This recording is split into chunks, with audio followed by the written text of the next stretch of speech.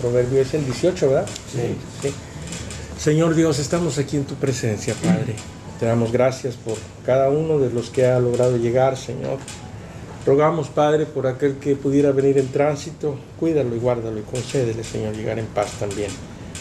De igual manera rogamos por aquellos que no les es posible estar, Señor, en esta mañana, donde quiera que estén, tu gracia, tu presencia, tu dirección, sea con ellos.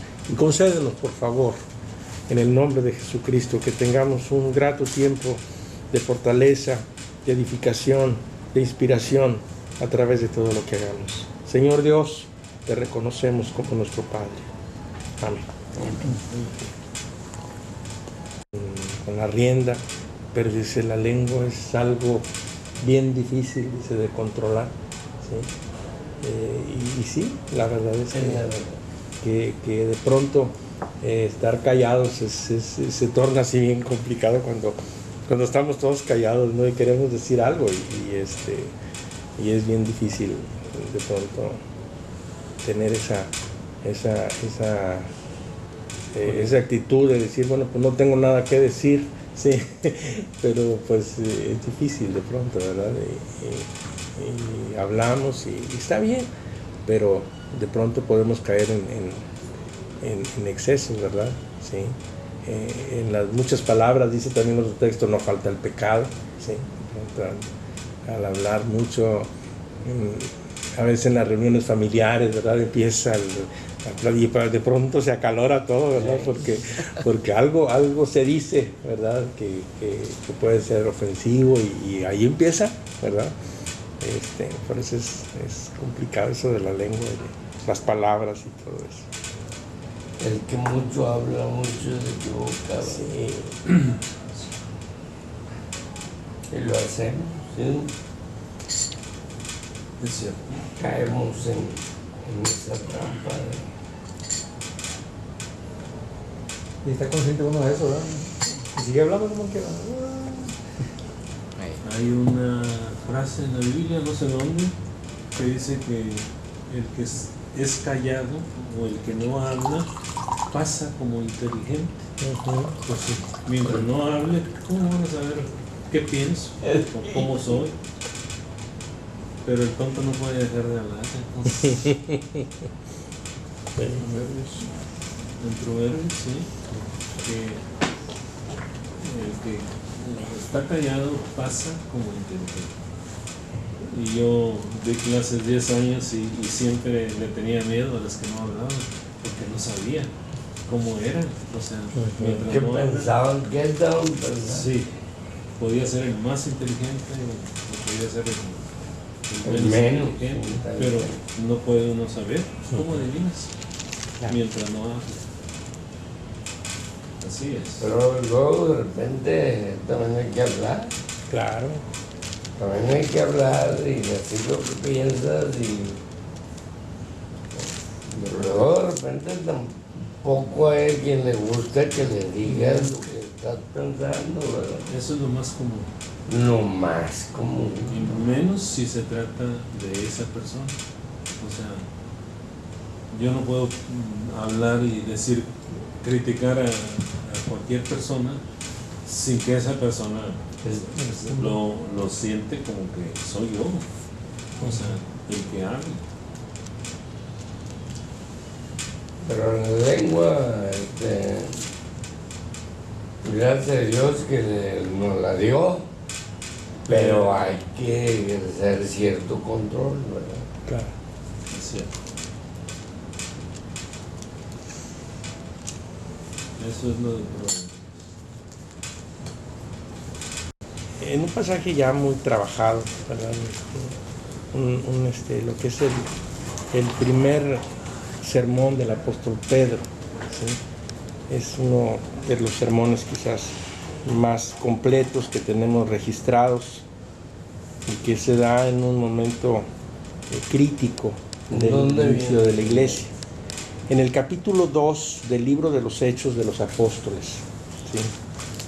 En ese capítulo 2, ¿Es en el Antiguo Testamento? en el Nuevo Testamento, sí. Después de los evangelios, después de San Mateo, San Marcos, San Lucas y San Juan, ¿sí? Después de San Juan, sigue el libro de los Hechos de los Apóstoles. En el capítulo 2.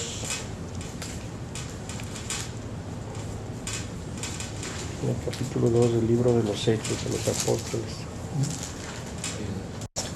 Este mensaje se da en un día que generalmente celebramos como una de las fiestas de la cristiandad, que es el día de Pentecostés. Tal vez han escuchado hablar de esa fiesta cristiana.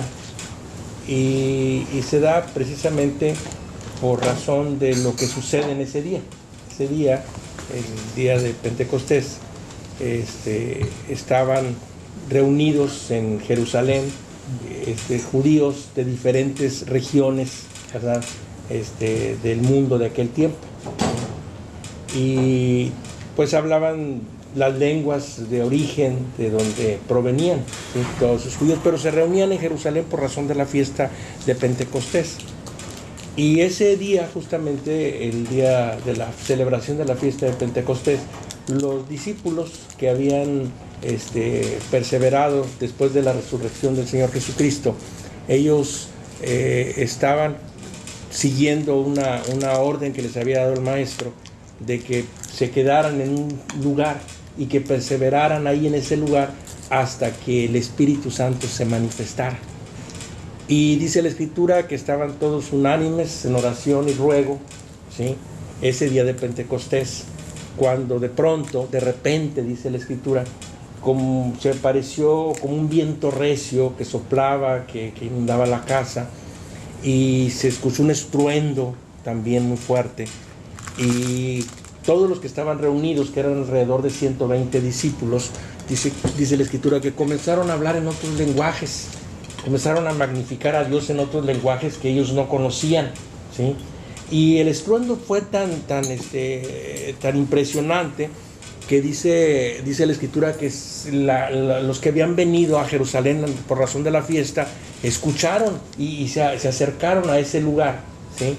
Y entonces se sorprendieron porque los escuchaban magnificar a Dios y alabar a Dios en otros lenguajes. Todos estaban hablando lenguajes diferentes que no eran, ¿verdad?, de su origen, ¿sí? Y como en esa ocasión había judíos de la dispersión de todos los diferentes regiones, entonces se quedaron sorprendidos de que cómo es posible que estos que viven aquí en Jerusalén estén hablando lenguajes que no conocen. Y entonces hubo alguien que dijo, no, estos están borrachos, están ebrios, ¿sí? Y a raíz de eso el apóstol Pedro se levanta y empieza a dar su discurso, ¿sí? Y en ese discurso, bueno, en primer lugar, la primera parte justifica el hecho de lo que está sucediendo. Y les dice, estos no están ebrios, porque apenas son las 10 de la mañana, ¿sí? Estos, dice, están llenos del Espíritu Santo. Y esto, les dice, es el cumplimiento de una profecía que les fue dada a través del profeta Joel, que dice que en los últimos días derramaré de mi espíritu sobre toda carne. Y bueno, ahí sigue todo el relato en ese capítulo 2 del libro de los Hechos. Si observan ustedes, pero yo quiero centrar la atención en una parte de este sermón o de este mensaje que está a partir del versículo 22, ¿sí? Y voy a leerlo en esta traducción, donde empieza ya el apóstol Pedro. Ya justificó la situación que se estaba dando de los creyentes que estaban hablando en otros lenguajes, y ahora empieza a darles un mensaje, el mensaje específico, ¿verdad?, del Evangelio de Cristo. En el verso 22 empieza diciendo, varones israelitas, oigan estas palabras. Jesús Nazareno, varón aprobado por Dios. Les voy a pedir que esa palabra no la dejen de vista. Aprobado por Dios entre vosotros con las maravillas, prodigios y señales que Dios hizo entre vosotros por medio de él, como vosotros mismos lo sabéis. A entregado por el determinado consejo y anticipado conocimiento de Dios, prendisteis y matasteis por manos de los inicuos, crucificándole, al cual Dios levantó, suelto los dolores de la muerte, por cuanto era imposible que fuese retenido por ella. Porque David dice de él: veía al Señor siempre delante de mí, porque está a mi diestra, no seré conmovido. Por lo cual mi corazón se alegró y se gozó mi lengua, y aún mi carne descansará en esperanza, porque no dejarás mi alma en el Hades, ni permitirás que tu santo vea corrupción. Me hiciste conocer los caminos de la vida, y llenarás de gozo con tu presencia. Varones hermanos, se les puede decir libremente que el patriarca David, que murió y fue sepultado, y su sepulcro está con nosotros hasta el día de hoy. Pero siendo profeta y sabiendo que con juramento Dios le había jurado que de su descendencia en cuanto a la carne levantaría al Cristo para que se sentase en su trono, viéndolo antes, habló de la resurrección de Cristo, que su alma no fue dejada en el Hades, ni su carne vio corrupción. A este Jesús resucitó Dios, de lo cual todos nosotros somos testigos. Así que, exaltado por la diestra de Dios, y habiendo recibido del Padre la promesa del Espíritu Santo, ha derramado esto que ustedes están viendo y oyendo, refiriéndose a esa manifestación del Espíritu Santo en la que hablaban en otras lenguas. Porque David no subió a los cielos, pero él mismo dice: dijo el Señor a mi Señor, siéntate a mi diestra, hasta que ponga a tus enemigos por estrado de tus pies. Sepa pues, ciertísimamente, toda la casa de Israel, que a este Jesús, a quien ustedes crucificaron, Dios le ha hecho Señor y Cristo. Al oír esto, se compungieron de corazón y dijeron a Pedro y a los otros apóstoles: varones hermanos, ¿qué haremos? Pedro les dijo: arrepiéntanse y bautícese cada uno de vosotros en el nombre de Jesucristo para perdón de los pecados, y recibirán el don del Espíritu Santo. Porque para ustedes es la promesa, y para vuestros hijos, y para todos los que están lejos, para cuantos el Señor nuestro Dios llamare. Y con otras muchas palabras testificaba y les exhortaba diciendo: sean salvos de esta perversa generación. Así que los que recibieron su palabra fueron bautizados, y se añadieron aquel día como 3,000 personas. Y perseveraban en la doctrina de los apóstoles, en la comunión unos con otros, en el partimiento del pan y en las oraciones. Bueno, quiero dejarles una reflexión que yo titulaba, ¿verdad? Las credenciales del maestro. Las credenciales del maestro. Y pensaba precisamente en ese concepto de credencial. La credencial es algo muy importante. Casi todos nos gustan las credenciales. Las credenciales nos dan cierta importancia, ¿verdad? Hay quienes tienen muchas credenciales, ¿sí? Y mientras más credenciales tenemos, más importantes nos sentimos, ¿verdad? La credencial es una acreditación, nos acredita, ¿verdad? Ante alguien o ante algo, ¿verdad? Nos da cierta dignidad, ¿sí? Nos hace dignos de crédito, nos da seguridad, ¿sí? De que somos representantes de algo, ¿sí? Entonces, el Señor, ¿verdad? Aquí yo veo cuatro credenciales, o sea, que lo acreditan a Él, ¿sí? Es decir, que nos pueden dar a nosotros testimonio de que verdaderamente Él es quien dice ser, ¿sí? Y en esta parte del versículo 22 al 33 aparecen tres palabras que vienen expresando lo que serían esas credenciales o lo que acredita, ¿sí? A Jesús para ser quien dice ser, ¿sí? Y para dar a nosotros la certeza de la misión que tiene como el Mesías. En el verso 22 dice: varones israelitas, oigan estas palabras: Jesús Nazareno, varón aprobado por Dios, ¿sí? Esa palabra aprobado sería la primera credencial. Es aprobado por Dios entre ustedes con las maravillas, prodigios y señales que Dios hizo entre ustedes por medio de Él, como vosotros mismos. La primera credencial de Jesús es los milagros, o son los milagros, las señales, los portentos que Él hizo mientras anduvo aquí en la tierra. Ningún hombre jamás, ¿sí? habló como Jesús lo hizo. Los mismos que buscaban acusarlo, en un momento dado tuvieron que dar un informe y decir: nunca hemos oído a un hombre hablar como este hombre. De igual manera, ¿verdad? Los milagros y las señales que el Señor Jesucristo hizo fueron hechas para dar testimonio, para dar fe de quién era Él. Dice el apóstol Juan en el Evangelio según San Juan, dice que Jesús hizo muchas señales, otras que no están escritas en los libros, Pero dice, estas señales que Él hizo y que están escritas en los evangelios fueron hechas para que crean que Jesús es el Cristo y para que creyendo en Él tengamos vida en su nombre. Es decir, la primer credencial de Jesús es que es aprobado por Dios y da testimonio de ello todos sus milagros, todas sus señales y todas sus palabras. Los milagros de Jesús que se narran en los evangelios tienen el poder de despertar la fe. Muchos los hemos interpretado en el sentido de que los milagros que están escritos ahí son para reproducirse, ¿sí? Y a veces hablamos de un milagro, ¿verdad? Y le damos la aplicación como que debe de reproducirse ese milagro. Sí puede suceder eso, Dios sigue haciendo milagros en el tiempo presente, Jesucristo no ha cambiado, pero todas las señales, los prodigios, los milagros que Jesús hizo están ahí escritos y tienen el poder de despertar la fe. Para nosotros pudiera ser algo muy simple de pronto, pero esos milagros están puestos ahí para despertar la fe y que nosotros creamos que Jesús es verdaderamente el Cristo que vino para salvarnos de nuestros pecados.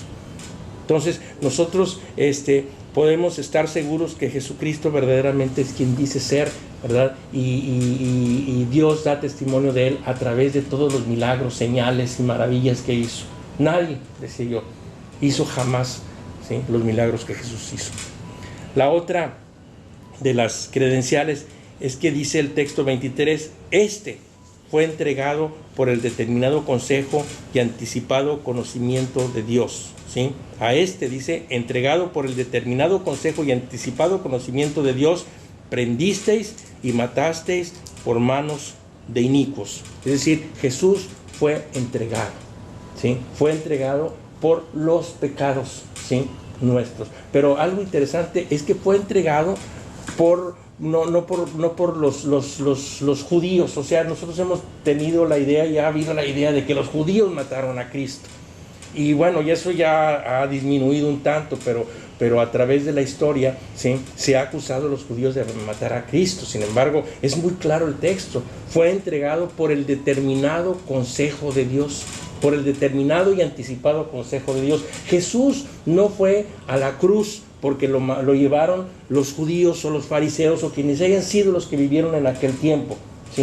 Jesús fue a la cruz porque voluntariamente, ¿sí?, se sometió al Padre para venir a morir en favor de los pecadores. Jesús en algún momento dijo, nadie me quita la vida, tengo poder para ponerla y tengo poder para tomarla. Le dijo en algún momento a Pedro en aquella noche crítica cuando lo iban a prender y que Pedro quiso sacar la espada y empezar una batalla. Le dijo, no, Pedro, ¿no sabes que tengo el poder para invocar a una legión de ángeles, ¿sí?, y podrían venir en mi ayuda? Pero Jesús voluntariamente decidió transitar el Calvario porque Él tenía la misión precisamente de morir en favor de todos los pecadores. La muerte de Cristo hace posible que nosotros podamos recibir perdón de pecados. De manera que una credencial que acredita a Jesús como verdaderamente el Hijo de Dios es que Él fue entregado voluntariamente por Dios, ¿sí? Él se entregó a sí mismo porque Él quiso hacerlo.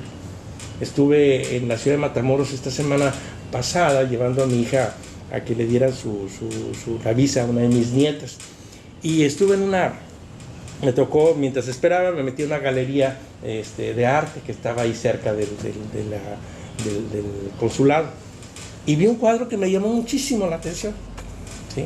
Me impresionó, no había visto yo un dibujo como tal. Era una imagen de un Cristo, ¿sí?, grande, ¿sí?, como de 1 metro por 1,20, 1,40. Y la imagen me llamó la atención porque es un Cristo, ¿verdad?, que está encorvado, así con la corona de espinas, ¿verdad?, así, y trae el mazo en la mano y se está clavando los pies él mismo, ¿sí?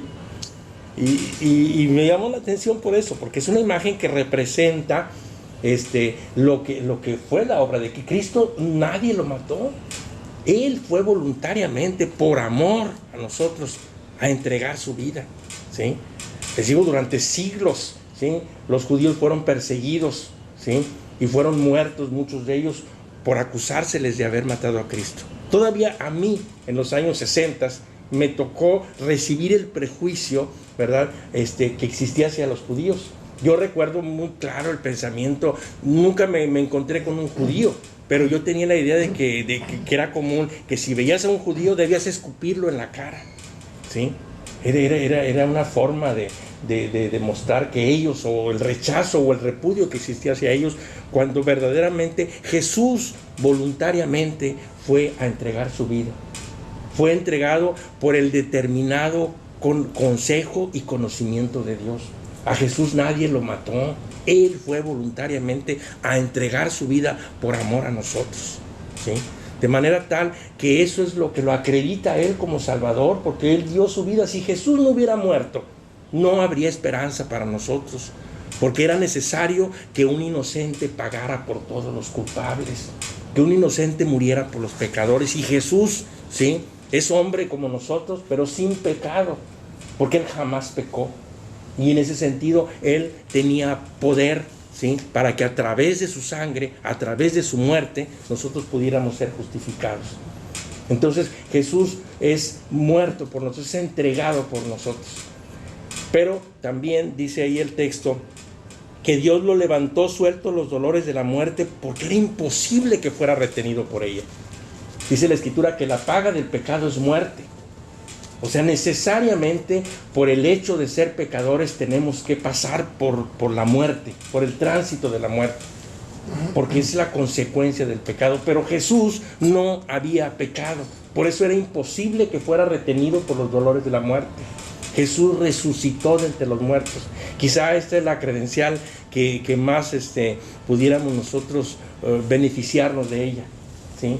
Jesús es verdaderamente quien dice ser, porque Él resucitó de entre los muertos, ¿sí? Jesús está vivo, verdaderamente está vivo. Tenemos que tener conciencia de eso, ¿sí?, de que Jesús está continuamente, ¿verdad?, presente a través del Espíritu Santo, porque Él vive, ¿sí? Entonces nosotros podemos de alguna manera exaltar, ¿verdad?, al Señor Jesucristo, o adorar al Señor Jesucristo con la plena certeza de que Él es quien dice ser, ¿sí? Una de las obras de teatro, no sé si recuerdan, de allá de los años 70, ¿sí?, que fue muy difundida a nivel global, se llamaba Jesucristo Superstar. No sé si alguno de ustedes llegó a verla. Para quienes somos de los años finales de los 60, principios de los 70, es una obra que todos fuimos a ver en cine o queríamos verla en teatro. Pero había el personaje clave, y aparte de Superstar, que era el Cristo, era Judas, ¿sí? Judas es un personaje que a través de toda la obra, ¿verdad?, tiene un conflicto, ¿sí? Tiene un conflicto y está en continua zozobra. Y hay dos preguntas que él tiene, ¿sí? Las dos preguntas fundamentales que hacen a través de la canción, o de la canción tema de la película. Y es, Jesucristo, ¿eres realmente quien dices ser? Era una de las preguntas. ¿Es Jesús realmente quien dice ser? Y la otra pregunta era, Jesús, ¿qué pasará si todo lo que dicen de ti es verdad? ¿Sí? Y así se queda con ese cuestionamiento al final de la obra, ¿sí? Y bueno, nosotros podemos estar seguros que Jesús es verdaderamente quien dice ser, porque Él fue aprobado primeramente por Dios. Y es aprobado a través de los milagros, de las señales, de las maravillas que tenemos nosotros escritas ahí. Yo les puedo garantizar que si con fe abrimos los evangelios y empezamos a leer todas esas obras que Jesús hizo, nuevamente se empieza a despertar dentro de nosotros la fe. Se empieza a despertar algo en nosotros, que es la fe en Dios. Porque todo eso que Jesús hizo y que se quedó registrado es para que nosotros creamos que Él es verdaderamente quien dice ser. La palabra de Dios tiene poder. Nosotros tal vez ya como creyentes leamos los milagros y nos parezca algo muy ordinario y nos alegremos con ello, pero cuando nosotros leemos eso, ¿sí?, a quien no conoce o a quien anda extraviado, ¿sí?, esos milagros tienen el poder de despertar la fe de la gente, porque la palabra de Dios es viva y eficaz. De manera que nosotros tenemos que creer que la palabra de Dios tiene el poder para despertar la fe en la gente, para que la gente sea salva de sus pecados y pueda conocer a Cristo. Jesús pues es aprobado por Dios, es entregado, ¿sí?, por Dios mismo, ¿sí? También es resucitado, ¿sí? La resurrección de Cristo, ¿sí?, es una credencial o una autoridad que tiene el Maestro. Es decir, Jesús es, ¿verdad?, tiene todo el crédito por su muerte y por su resurrección. Y la cuarta sería lo que aparece ahí en el verso 33. Dice, así que exaltado por la diestra de Dios, ¿sí?, y habiendo recibido la promesa del Padre, del Espíritu Santo, ha derramado esto que ustedes están viendo. Es decir, es exaltado. Jesús es exaltado a la presencia del Padre por haber muerto en la cruz, ¿sí?, por haberse entregado voluntariamente. Jesús, dice la Escritura, que el Señor le dio un nombre que es sobre todo nombre, ¿sí? Por cuanto, dice la Escritura, por cuanto no estimó el ser igual a Dios como cosa a que aferrarse, sino que se despojó de sí mismo, tomando la condición de siervo, y en la condición de siervo se hizo obediente hasta la muerte y muerte de cruz. Por esa razón, dice, Dios lo exaltó hasta lo sumo y le dio un nombre que es sobre todo nombre, para que en el nombre de Jesús se doble toda rodilla de quienes están en los cielos y en la tierra, y toda lengua, dice, confiese que Jesús es el Señor, para gloria de Dios Padre. De manera que Jesús es verdaderamente quien dice ser. Y dice también al final del Evangelio de San Mateo, les dice a sus discípulos, toda potestad me es dada en los cielos y en la tierra. Jesús pues es exaltado a la diestra de Dios, ¿sí? Y como dice la Escritura, Él está allí a la diestra de Dios para interceder por nosotros. Entonces, el hecho de que Jesús esté exaltado es una garantía para nosotros, ¿sí? Él tiene el poder y la autoridad, ¿sí?, para desde su posición, ¿sí?, interceder en favor de nosotros. Tenemos la persona más importante, ¿sí?, delante de la presencia de Dios. Por eso dice la Escritura, no hay otro mediador entre Dios y los hombres, solamente Jesucristo. Porque no hay otro nombre, dice también el apóstol Pablo, dado a los hombres en quien podemos ser salvos, solamente Jesucristo. De tal manera que esa exaltación de Cristo es la que nos asegura a nosotros la gracia permanente de Dios, porque Dios nos ve a través de su Hijo. Nosotros tenemos que estar seguros de que el amor de Dios está permanentemente expresándose, porque Jesucristo está a la diestra del Padre.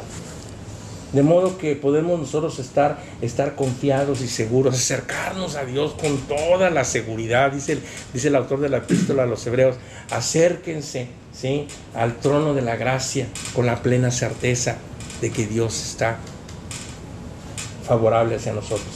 Acerquémonos pues confiadamente, dice, al trono de la gracia. ¿Por qué? Porque tenemos un mediador allí, alguien que está para cubrirnos de nuestros pecados, porque la sangre de Cristo nos cubre de todo pecado. De manera que nosotros, cuando nos acercamos a Dios, Dios no ve la realidad de pecado, de perversión que puede haber en el hombre, sino que Dios nos ve bajo un manto de sangre, la sangre del Señor Jesucristo, ¿sí? Y entonces ese manto es capaz de cubrirnos y hacernos aceptos delante de Dios. Por eso es que Jesucristo tuvo que morir.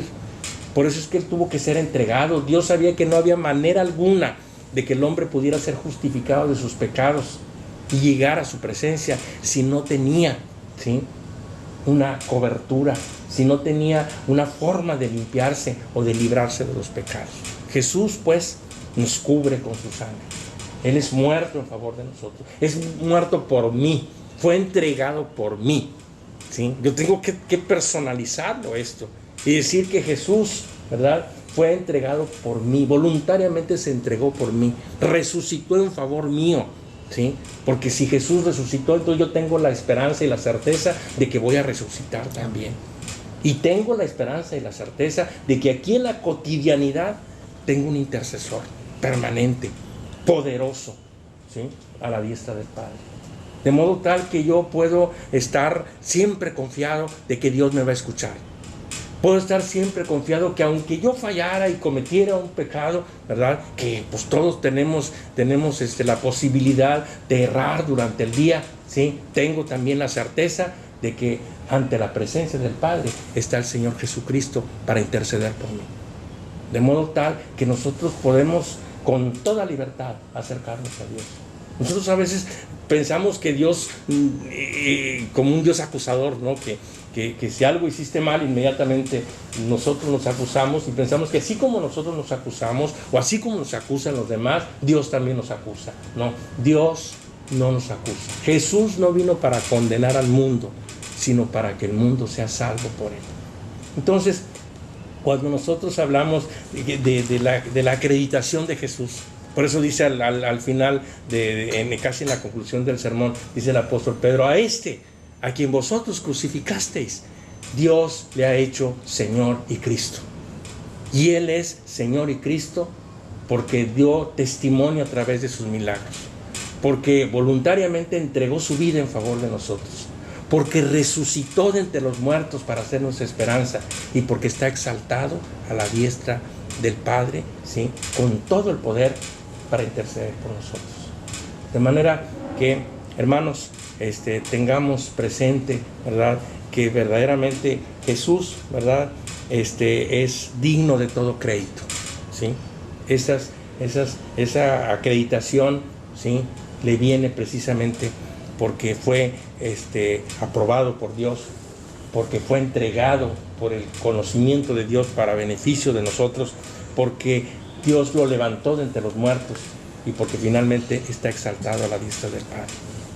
Entonces, yo les invitaría, por un lado, a abrazar de todo su corazón la fe de Jesucristo, creer que verdaderamente Él está acreditado para ser el Señor. Dios le ha hecho, dice, Señor y Cristo, es decir, Señor y Salvador. Es importante que Jesús sea para nosotros nuestro Salvador, pero que también sea nuestro Señor. Cuando decimos Señor, es Señor, ¿sí? Tiene una dignidad, ¿sí?, muy elevada. No alcanzaremos jamás, mientras estemos en este cuerpo, a entender la dignidad tan alta que Jesús tiene, ¿sí? Y la ha recibido precisamente porque Dios, ¿verdad?, lo entregó en favor de nosotros. Entonces, que abracemos con certeza, ¿verdad?, este camino, que lo hagamos Señor cada día de nuestra vida, ¿sí? Que nos sujetemos a sus ordenanzas, a sus mandamientos, ¿sí? Que busquemos agradarle por encima de todas las cosas. Y por otro lado, pues que compartamos esta verdad, ¿sí?, con aquellos que sufren, con aquellos que están inseguros, con aquellos que de alguna manera están padeciendo. Y es algo simple, solamente decirles, ¿saben qué? Jesús es aprobado por Dios. Jesús hizo señales, milagros, maravillas que lo aprueban como verdaderamente el Hijo de Dios.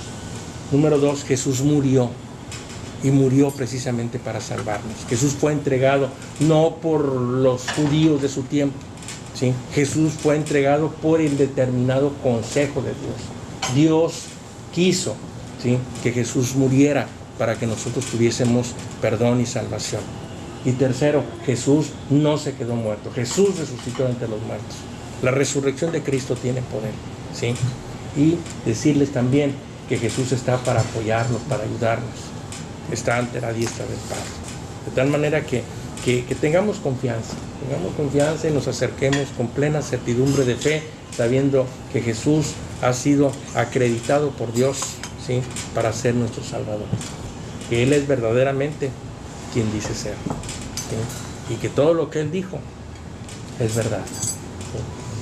Pues de mi parte, muchas gracias y les dejo la reflexión. Todo el sermón pueden revisarlo y reflexionarlo, y les digo, pues esas 4 credenciales o 4 acciones o características que le dan al Señor Jesucristo la autoridad para ser quien dice ser, ¿sí? Nadie tiene esas credenciales, nadie fue aprobado como Él, nadie puede entregar su vida como Él, nadie jamás ha resucitado por sí mismo, y nadie está a la diestra del Padre, ¿sí? Entonces, pues vamos a hacer una oración, si gustan, antes de que participen de los alimentos, y a darle gracias a Dios por el privilegio de tener a alguien tan cerca del Padre, ¿sí? Nosotros que estamos en este mundo sabemos Yo a veces pienso en la política. Yo conozco de política, no sé qué, sí conozco, ¿verdad? Sí leo sobre el asunto y convivo con algunas personas cercanas a veces a gente de poder y veo cómo el personaje que está en el poder le da al que se le acerca cierta seguridad y todo eso, porque tiene un poder, ¿sí? Y tiene un crédito, ¿verdad? Que más con el hecho de estar cerquita de él nos sentimos cobijados, ¿sí? Y son personajes realmente impresionantes. Hay personajes de la alta política que te acercas a ellos y como que emanan algo, ¿verdad? Que te hace decirle, sí señor, lo que usted diga, como usted quiera, porque están investidos de una autoridad, ¿sí? Realmente están investidos de una autoridad. Pues Jesús está investido de todo el poder de Dios. Jesús está junto al Todopoderoso, Creador del cielo y de la tierra. Entonces tenemos, hermanos, el mejor intercesor, el mejor amigo, ¿sí? Porque es amigo también, ¿sí? Y tenemos el mejor, ¿verdad?, mediador entre nosotros y Dios. Démosle gracias a Dios. Padre, muchas gracias. Gracias, Señor Dios, por Jesucristo, que fue aprobado, Señor, a través de los milagros y señales que hizo entre nosotros. Gracias, Señor Dios, porque fue entregado por ti, Señor, por tu consejo, Padre, para salvación de nosotros. Gracias, Dios, por la muerte de Cristo, porque la muerte de Cristo nos asegura que podemos tener el perdón de nuestros pecados. También, Señor Dios, gracias por la resurrección de Jesucristo, que completa la obra, Señor, y que nos da la esperanza de que nosotros tenemos algo mejor todavía, que lo mejor está por venir, Señor. Que un día, si creemos y mantenemos la fe, habremos de resucitar juntamente con Cristo, Señor. También, Padre, te damos gracias por la posición que tiene nuestro Señor. Gracias, Padre, por Jesucristo, que es nuestro mediador, que es nuestro intercesor, que está ahí, Padre Dios, para que con confianza y con seguridad nos acerquemos a ti cada día, Padre, sabiendo que Él intercede por nosotros y que su sangre, Señor, está ante tu presencia para limpiarnos de todo pecado. Gracias también por la comunión que tenemos en esta mañana y que nos la expresamos a través de los alimentos, Señor. Gracias, Padre, por todos aquellos que hacen posible que tengamos esta mesa, Padre. Prospera, Señor, y bendice, Señor, con tu presencia a todos los que hacen posible que tengamos este momento de comunión y estos alimentos. Amén. Amén. Pues hermanos, buen provecho. Igual.